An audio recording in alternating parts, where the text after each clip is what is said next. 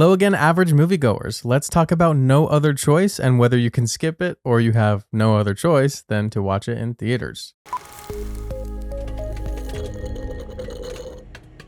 No Other Choice is a Korean film directed by Park Chan-wook, most known for Oldboy and The Handmaiden. It premiered at the Venice Film Festival and has gone on to be nominated for a Golden Globe in Best Foreign Language Film and is Korea's official submission to the Academy Awards. It's a book adaptation of The Axe, written by Donald Westlake, and is considered a satire black comedy thriller. The spoiler-free gist is that a man named Yu Man-soo gets laid off from his job at a paper company, and as his way of life begins to crumble, he decides he has no other choice than to kill off his competition in order to get his job back. As you can probably guess by the title of this movie, it's about desperation and feeling backed into a corner with no option but to fight and scramble over table scraps for your life.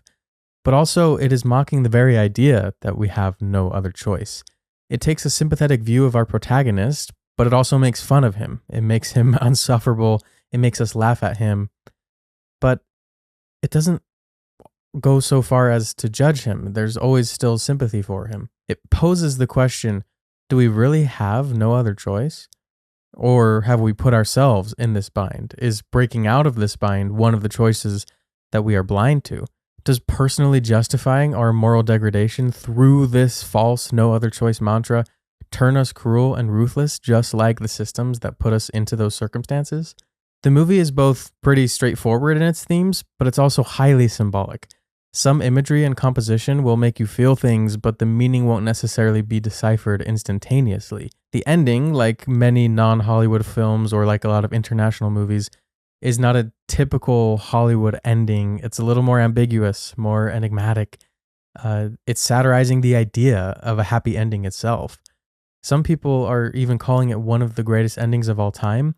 While I don't necessarily have that experience and perception, I think that people should go check it out and see for themselves. Now, everything I've said up to this point probably makes the movie sound serious, dark, and brooding, but that couldn't be further from the truth. Yes, this movie has a very palpable anger toward the modern world and late-stage capitalism, yet it's also one of the funniest movies of the year. There are a number of very memorable and entertaining sequences that even if you don't come away loving the film, those individual sequences are undeniable. Some of my biggest laughs this year came from this movie. It's not a serious, precise drama. It's very loose and goofy and fun, but in a dark sense of humor kind of way. Truthfully, this movie is firing on all cylinders. The performances are great. The score is wonderful. I'm a sucker for a string and cello-based score, and this is melodic and melancholic and wistful. It's perfectly complementing the tone of the film without calling attention to itself or overstaying its welcome. The shot composition, transitions, and camera movements are unlike anything you've ever seen before. If you haven't seen a Park Chan-wook movie before, then it's really something you need to see to understand. But the best way I can describe it is that it's almost like watching a music video, at least in how creative or inventive or unconventional the choices are.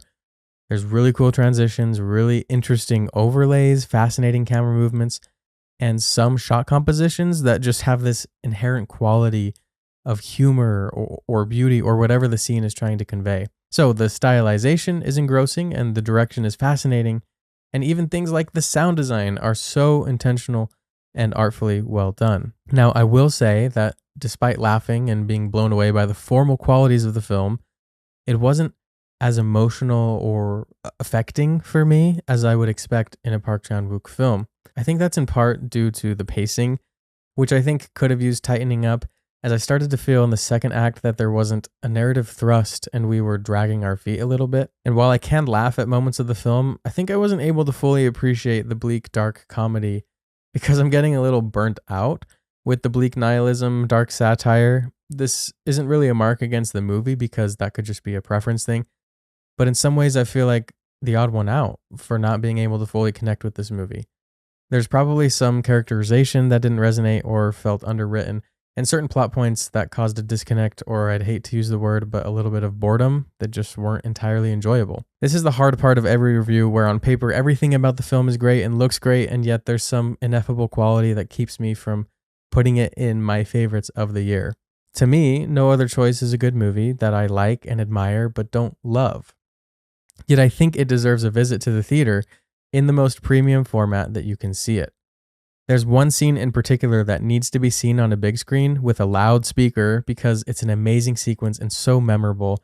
But if you're experiencing it on your tinny Roku TV speaker, you might miss what makes it so great or have trouble even identifying the scene that I'm talking about. Look, I'm going to be annoying for a while about the in-person theater experience. It's very hard for me not to think about this movie in the context of the potential Netflix acquisition of Warner Brothers and how that reflects this movie's anxieties about the capitalist machine that becomes a kind of living organism whose only goal is growth without having any consideration for what the consequences of that growth will be or having any introspection about why the growth is even needed. This movie also poses the question about analog, tactile, real experiences like shooting on film or touching a finely crafted piece of paper, and it asks, if we don't use and appreciate these things, who will? So I find myself reflecting on that. If people who love movies don't make it out to the theater and invest in it as a hobby, then who will? Who will keep it alive? And yet this movie also grapples with the economic burden, not necessarily of poverty, but of having a certain lifestyle and having certain luxuries.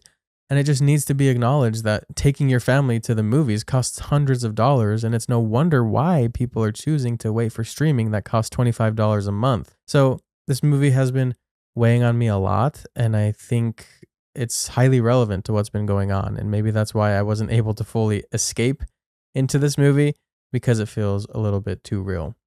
So that's it for me, you guys, and the movie No Other Choice. I think you should check it out, especially if this is going to be your first Park Chan-wook movie in theaters or in general. He's just an auteur that you need to see and see if you identify with his work and his style. Let me know if you're planning on seeing this movie, what you thought of it, where you think I'm a dumbass if I got anything wrong. As always, be respectful, be kind, be courteous, hold space for other people's opinions, and try and back up your opinions as well. But most importantly, keep watching movies and stay average.